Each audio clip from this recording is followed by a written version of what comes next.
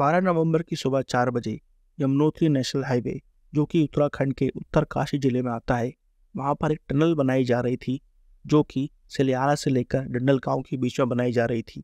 ये tunnel basically Uttarkashi और यमुनोत्री के बीच में जो दूरी है उसको कम करने के लिए बनाई जा रही थी। इस टनल के निर्माण कार्य के दौरान हम देखते हैं कि वहाँ पर एक हादसा हो जाता है और दुर्भाग्यपूर्ण से वहाँ पर काम कर रहे 40 कर्मचारी टनल के धंसने की वजह से वहीं पर फंस जाते हैं।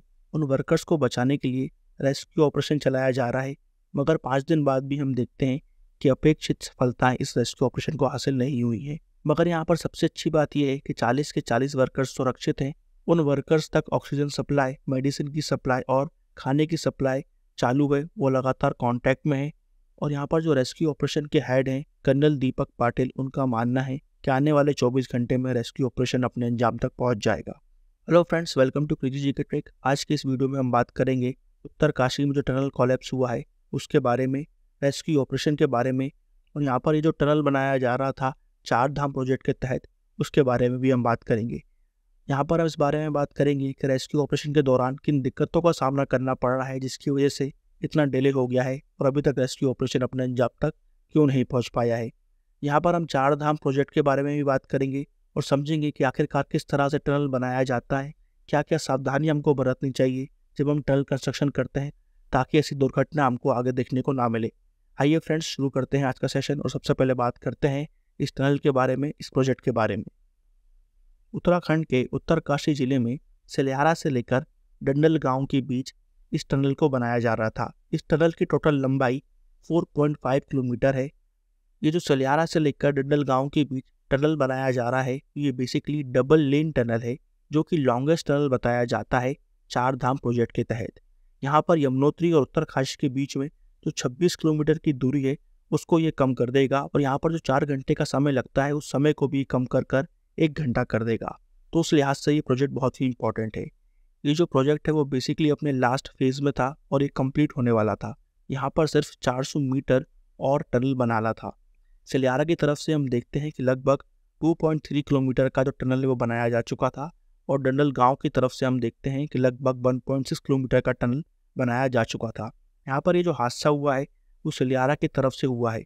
सलियारा की तरफ से जब 270 मीटर आगे जाते हैं तो वहाँ पर ये जो टनल है वो धंस जाता है, और उसके धंसने की वजह से हम देखते हैं कि जो 40 कर्मचारी हैं वो फंस जाते हैं।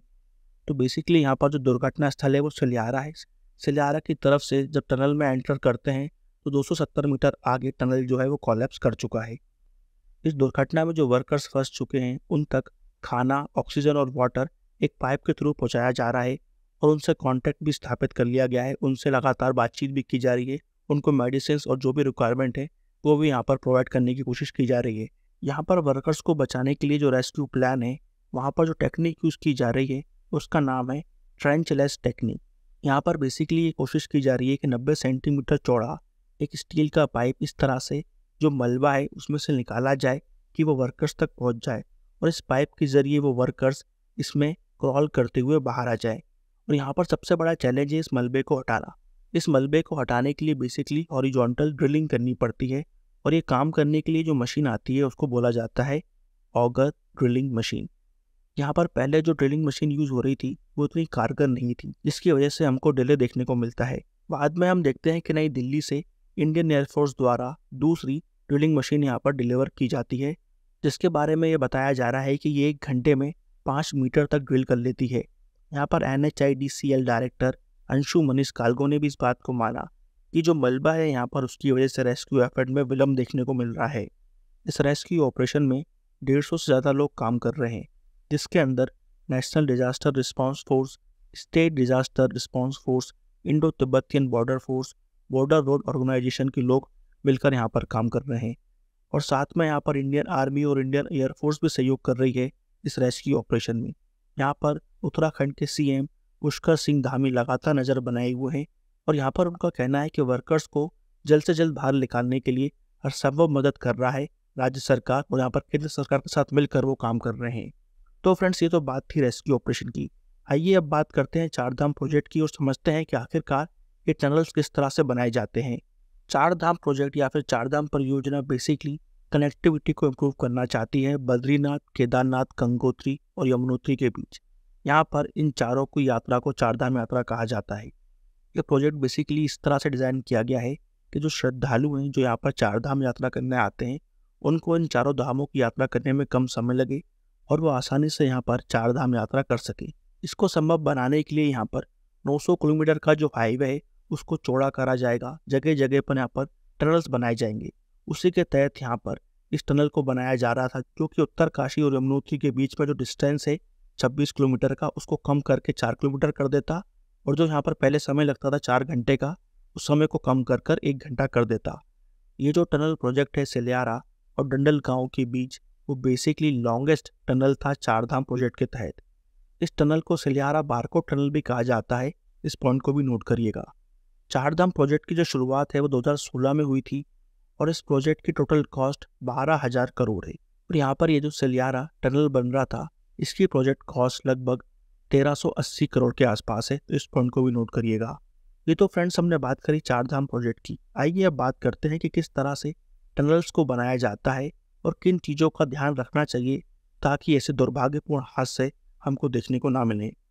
देखा जाए तो टनल बनाने के लिए 2 तरीके अपनाए जाते हैं, खासकर जब हम एक चट्टान को काटकर टनल बना रहे हैं। पहला तरीका है ड्रिल एंड ब्लास्ट मेथड, जिसको DBM बोला जाता है। दूसरा है tunnel boring machine, TBMs। DBM method में बेसिकली जो चट्टान है उसमें होल्स किए जाते हैं ड्रिलिंग के थ्रू, और फिर उनके अंदर एक्सप्लोजिव्स डाले जाते हैं। फिर उन एक्सप्लोजिव्स को डिटोनेट किया जाता है, जिससे चट्टान टूट जाती है और बाद में ये मलबा बाहर निकाला जाता है। और यहाँ पर ये जो गैप बनता है उसके ऊपर पर कास्टिंग की जाती है सीमेंट के ज़रिए या फिर स्टील के ज़रिए या फिर लोहे के ज़रिए। यह है पहला तरीका। दूसरा तरीका जिसको हम बोलते हैं टनल बोरिंग मशीन, वो बेसिकली एक मशीन आती है जो यहाँ पर साथ साथ चट्टान को काटती है और मलबे को भी बाहर निकालने में मदद करती है। ये जो मशीन है इसका बेसिकली रोटेटिंग हेड होता है। इस मशीन को जब अंडरग्राउंड मेट्रोज बन रही होती हैं उस समय भी यूज़ किया जाता है। ये मशीन काफ़ी महंगी आती है, लगभग 200 करोड़ से ज़्यादा की कीमत होती है इस मशीन की। ये मशीन इंडिया बाहर से इंपोर्ट भी करता है। इस मशीन की खास बात ये भी है कि ये जो मशीन है यहाँ पर जो ऊपर सीमेंट की कास्टिंग होती है उसको करने में भी मदद करती है। मगर ये मशीन जो है वो बेसिकली बड़े माउंटेन्स में यूज़ नहीं कर सकते। यहाँ पर 400 मीटर तक के जो माउंटेन्स हैं उसी में ये मशीन आइडियली यूज़ की जाती है। अब बात आती है हिमालयन रीजन की, जहाँ पर हम देखते हैं कि जम्मू कश्मीर हुआ, उत्तराखंड हुआ, हिमाचल हुआ, ये बहुत सेंसिटिव जोन है। यहाँ पर हिमालयाज़ हैं, ये बेसिकली सिस्मिकली एक्टिव जोन भी, यहाँ पर अर्थक्वेक भी आते रहते हैं।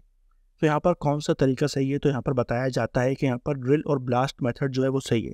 उससे पहले यहाँ पर ये ज़रूरी है कि पहले पूरा सर्वे करा जाए। यहाँ पर जिस चट्टान में टनल बनाया जा रहा है उसका सर्वे करना बहुत ज़रूरी है। अगर चट्टान सॉलिड है तो यहाँ पर टनल बनाना सेफ होता है, नहीं तो यहाँ पर बहुत मुश्किलों का सामना करना पड़ सकता है और वो डेंजरस भी हो सकता है।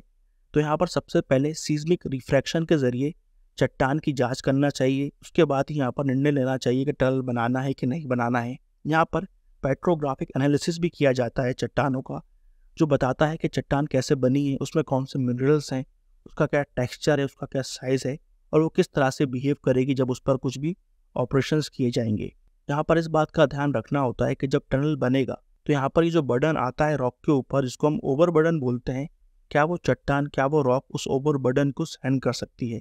अगर चट्टान सॉलिड होती है तो यहाँ पर स्ट्रेस जो है वो इक्वली डिस्ट्रीब्यूट हो जाता है और बाद में यहाँ पर इंजीनियर्स को समय मिलता है, जिसके बाद वो डिसाइड करते हैं किस तरह से पूरे लोड को, उस स्ट्रेस को मैनेज किया जाए और किस तरह से एक स्ट्रक्चर बनाया जाए जिसके ज़रिए यहाँ पर रॉक की स्टेबिलिटी को इंश्योर किया जाए। तो बेसिकली यहाँ पर पहले सर्वे करना, एनालिसिस करना, उसके बाद कंस्ट्रक्शन करना और डिज़ाइन करना बहुत इंपॉर्टेंट है। मगर इंडिया में हम देखते हैं कि कंस्ट्रक्शन और डिज़ाइन साथ साथ की जाती हैं और यहाँ पर जो प्रॉपर समय मिलना चाहिए किसी भी डिज़ाइनिंग टीम को, कंस्ट्रक्शन टीम को एनालिसिस करने के लिए मॉनिटरिंग करने के लिए, वो कम रह जाता है। शायद इसी वजह से हम देखते हैं कि ऐसी दुर्घटनाएँ हमको देखने को मिलती हैं। तो फ्रेंड्स, इस तरह से हम देखते हैं कि टनल कंस्ट्रक्शन किया जाता है सेंसिटिव जोन्स में, सीस्मिकली एक्टिव जोन में। तो फ्रेंड्स, यहाँ पर हमने बात करी उत्तरकाशी टनल कोलैप्स के बारे में। यहाँ पर हम सब यही उम्मीद और प्रार्थना कर सकते हैं कि जो रेस्क्यू ऑपरेशन चल रहा है वो जल्द से जल्द अपने अंजाम तक पहुँचे और जो 40 वर्कर्स इस हादसे में फंस चुके हैं उन तक जल्द से जल्द रेस्क्यू टीम पहुँचे और उनको सही सलामत वहाँ से बाहर निकाले। फ्रेंड्स, आज की वीडियो में इतना ही। आई होप आपको आज का वीडियो इन्फॉर्मेटिव लगा होगा। ऐसे और वीडियोज़ देखने के लिए फ्रेंड्स हमारे चैनल को सब्सक्राइब करें, इस वीडियो को लाइक और शेयर करना ना भूलें। मिलेगा नेक्स्ट वीडियो में, जब तक के लिए bye bye and take care.